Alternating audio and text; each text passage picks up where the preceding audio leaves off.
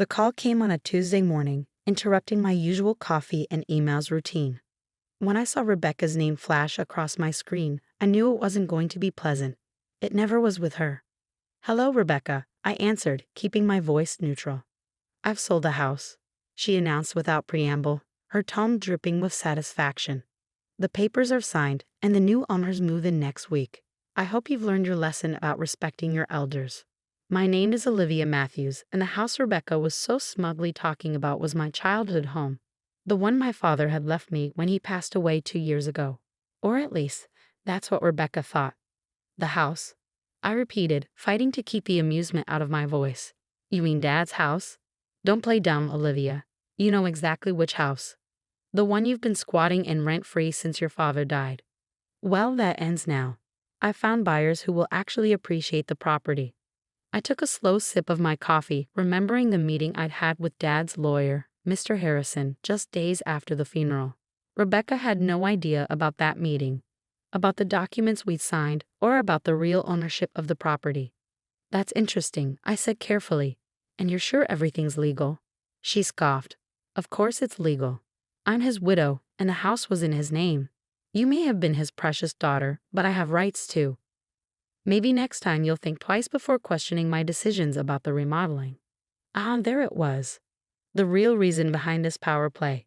3 months ago, I'd stopped Rebecca from gutting the house's historic features: the hand-carved banisters, the original hardwood floors, the stained glass windows my father had lovingly restored over the years. She'd wanted to modernize everything, to erase every trace of the home my father had created. "I see," I said. "Well, I hope you got a good price for it." "Don't worry about the price," she snapped. "Just make sure you're out by next Friday. The new owners are eager to start their renovations." I could almost see her smirking, imagining me scrambling to pack up and move out. If only she knew. "Thanks for letting me know," I replied. "Goodbye, Rebecca." As I hung up, I couldn't help but smile. Rebecca had always underestimated me, just as she underestimated my father's foresight. She thought she knew everything about our family's affairs, but there was so much she didn't understand. I picked up my phone again and dialed Mr. Harrison's number. "Olivia," he answered warmly. "I was expecting your call." "She did it," I said. "She actually tried to sell the house." "Did she now?" I could hear the amusement in his voice. "Well, this should be interesting. Would you like me to set things in motion?" "Yes, please. And Mr. Harrison, make sure the buyers understand exactly what's happening. I don't want innocent people caught in Rebecca's mess." After hanging up, I walked through the house, my house, running my hand along the walls my father had painted, the door frames he'd restored, the window seats where we'd spent countless hours reading together. Every inch of this place held memories, stories, pieces of our life together. Rebecca had married my father 5 years ago, when I was 23. At first, she played the part of the caring stepmother perfectly, all smiles and sweet words. But after the wedding, her true colors started showing. She tried to drive a wedge between Dad and me, made snide comments about our close relationship, and constantly pushed to change things about our home. Dad saw through her eventually, but by then his health was failing. In his final months, he called me into his study one evening while Rebecca was at her weekly spa appointment. "Livy," he'd said, using his old nickname for me, "I need you to trust me. Things aren't what they seem with Rebecca, and I've made arrangements. When the time comes, go see James Harrison. He'll explain everything." I'd wanted to ask more questions, but Dad had been so tired, so weak. 2 weeks later, he was gone. Rebecca had barely waited until after the funeral to start asserting her authority over the house and everything in it. She'd moved my father's belongings into storage, redecorated rooms without consulting me, and made it clear that she considered herself the sole owner of the property. What she didn't know was that my father had seen this coming. The meeting with Mr. Harrison had revealed just how carefully Dad had planned everything. The house, despite appearances, had never been in his name alone. Through a series of legal maneuvers I didn't fully understand, he protected it, and me, from exactly this kind of situation. My phone buzzed with a text from Rebecca. "I expect the keys on my desk by Thursday. Don't make this difficult, Olivia." I smiled, typing back, "Don't worry, Rebecca. Everything will work out exactly as it should." She didn't respond, probably thinking she'd won. But the real show was about to begin. and I had front row seats to watch her carefully constructed plans fall apart. My father had always told me that patience was a virtue. Sometimes he'd say the best response is to simply wait and let people reveal their true nature. Well, Rebecca had certainly revealed hers. Now it was time for her to learn about mine. I spent the rest of the morning going through some old photos I'd found in Dad's study. There was one of us working on the house together, covered in paint and sawdust but grinning like fools. Another showed us in the garden he planted, surrounded by the roses he'd lovingly tended. Rebecca had wanted to dig up those roses last spring, claiming they were old-fashioned. I'd stopped her then, just as I was about to stop her now. My phone rang again. Mr. Harrison. "The wheels are in motion," he said. "The buyer's lawyer has been notified of the situation. They're understandably upset with Rebecca, but relieved they found out before money changed hands." "How long until she finds out?" "I'd say by this afternoon. Their lawyer is drafting a strongly worded letter as we speak. Would you like me to be present when she receives it?" I thought about it for a moment. No, I decided. Let her deal with it alone. She needs to understand exactly what she's done. As you wish, but Olivia, be prepared for the fallout. People like Rebecca don't take humiliation well. He was right about that. Rebecca had always been proud, always needed to be in control. Finding out that she tried to sell a house she had no right to, that she'd made a fool of herself in front of potential buyers, it would hit her hard. But then again, that was exactly the point. The fallout came faster than I expected. Around 3 in the afternoon, my phone exploded with notifications, multiple missed calls, and increasingly furious texts from Rebecca. "What AVU do you want?" The last message read, all caps conveying her rage. I was sitting in the garden among my father's roses when she pulled into the driveway. Her Mercedes screeched to a halt, and she stormed out, waving what I assumed was the lawyer's letter. "You conniving little witch," she screamed, her carefully maintained facade cracking completely. "You knew about this all along." I remained seated, calm despite her fury. Knew about what, Rebecca? Don't play innocent with me. She thrust the letter in my face. "The trust, the property transfer, all of it. You and James plotted this behind my back." "No," I corrected her gently. "Dad and Mr. Harrison arranged it. I just followed his instructions." Her face contorted with rage. "Your father would never do this to me. This has to be a mistake." Actually, I stood up, brushing dirt from my jeans. "Dad did exactly this to protect both me and the house. He saw through you, Rebecca. He knew exactly what you tried to do after he was gone." She took a step back, her designer heels sinking slightly into the soft garden soil. "That's impossible. He trusted me. He loved me." "Did he?" I asked quietly. "Or did he just let you think he did?" The color drained from her face as the implications of my words sank in.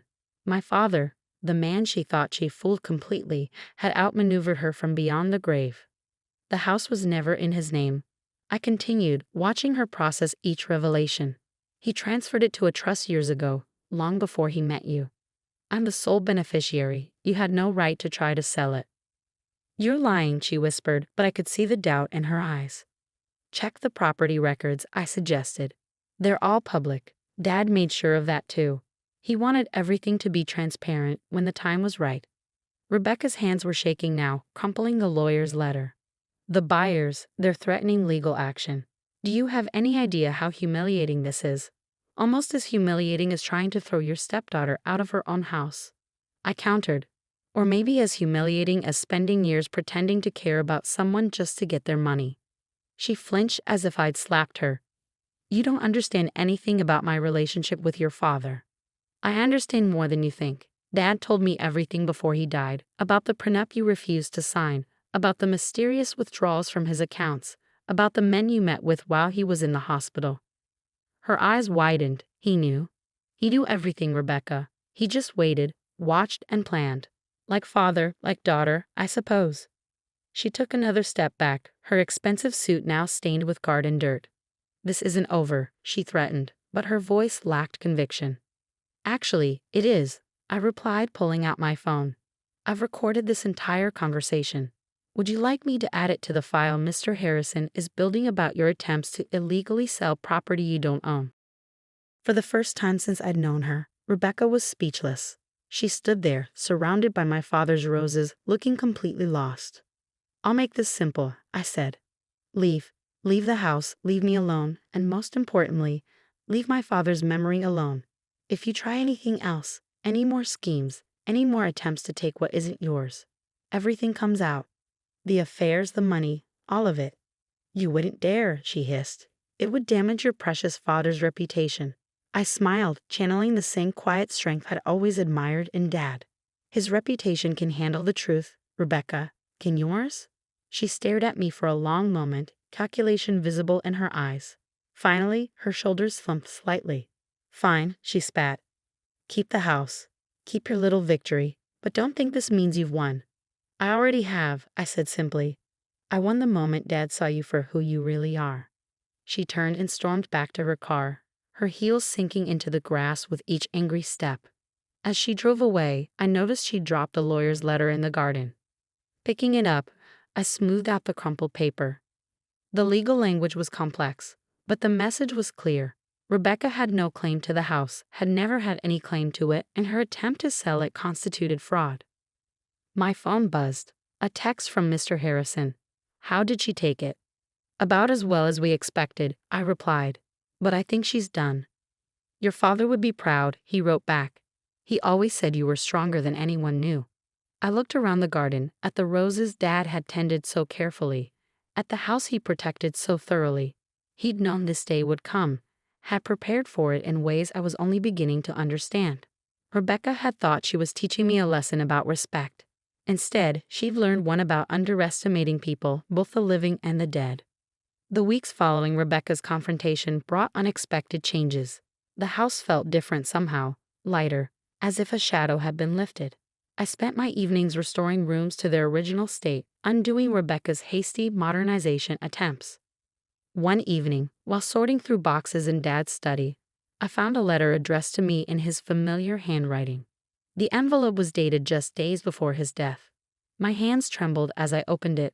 My dearest Livy, if you're reading this, then everything has played out as I expected. Rebecca has probably tried to take the house by now, and you've learned of the trust arrangements I made with James. I'm sorry I couldn't tell you everything while I was alive. Rebecca was watching too closely, and I needed her to believe she had won. You see, I discovered her true nature about a year into our marriage, but by then she had already shown her hand. The mysterious illness that landed me in the hospital? Not so mysterious after all. I had James investigate the occasional dizzy spells, the confusion, the gradual weakening. Rebecca had been adding something to my evening tea. Not enough to kill me quickly, but enough to make it look like natural decline. I played along, let her think she was succeeding. Meanwhile, I made arrangements to protect you and everything we built together. This house isn't just a building, Livy. It's our legacy, every repair and restoration a memory we shared. I know it must have hurt, watching me seem to choose her over you those last few months. Please forgive me for that deception. I needed her to believe she had complete control so she wouldn't suspect what was coming. There's more you need to know. Check behind the loose brick in the study fireplace. I left something there for you. Remember, strength isn't always about confrontation. Sometimes it's about patience, about waiting for the right moment to act. I love you, my darling girl. Dad. I sat there for a long time, tears falling onto the letter. Everything made sense now, his distant behavior in those final months, the cryptic conversations, the way he'd insisted on having tea alone with Rebecca every evening. Moving to the fireplace, I found the loose brick easily. Behind it was a small USB drive and another note. Show this to the police when you're ready. The drive contained videos from hidden cameras Dad had installed, footage of Rebecca adding something to his tea, of her secret meetings with other men, of her phone calls discussing her plans for after his death. He documented everything. My hands shaking, I called Mr. Harrison. James, I said when he answered, I found Dad's letter. And the drive. He was quiet for a moment. Are you ready to take the next step? I thought about it. The evidence on the drive was damning. Attempted murder, fraud, conspiracy. Rebecca wouldn't just lose her social standing. She faced serious criminal charges. Not yet. I decided. Let's keep it as insurance. For now, knowing we have it is enough. Your father said you'd say that. He replied, and I could hear the smile in his voice. He always said you had his sense of strategy. The next morning, a large envelope arrived from Rebecca's lawyer. Inside was a formal document relinquishing any claims to the house or my father's estate, along with a brief note. You win, Olivia. I'm leaving the state. Don't worry about hearing from me again. Just keep what you know to yourself. She'd found the cameras. Of course she had. She would have been searching the house for anything incriminating after our confrontation. The evidence on the drive was just backup. The threat of its existence was enough. I stood in Dad's study, surrounded by the life we'd built together, and felt a deep sense of peace. He had protected me one last time, taught me one final lesson about patience and strategy. The house remained as he'd wanted it, preserved, cherished, a testament to our bond. Rebecca's attempt to steal it had failed, just as her attempts to come between us had ultimately failed. In the garden, Dad's roses bloomed more beautifully than ever. I tended them carefully, honoring his memory in every flower that opened. Sometimes, while working among them, I could almost hear his voice. Remember, Livy, the strongest roots grow in silence, hidden from view until the right moment to bloom. He had been right, of course. Strength wasn't always about confrontation. Sometimes it was about waiting, watching, and letting people reveal their true nature. Rebecca had taught me about deception, about the masks people wear. But Dad had taught me something far more valuable: how to see through those masks, how to protect what matters most, and how to win without losing yourself in the process. The house stands as it always has, a monument to love, patience, and justice served quietly but completely. And somewhere, I like to think Dad is smiling, knowing that his final lesson was well learned. As for the USB drive, it remains behind that loose brick, a silent guardian ensuring that some stories stay buried, at least for now. After all, as Dad always said, timing is everything.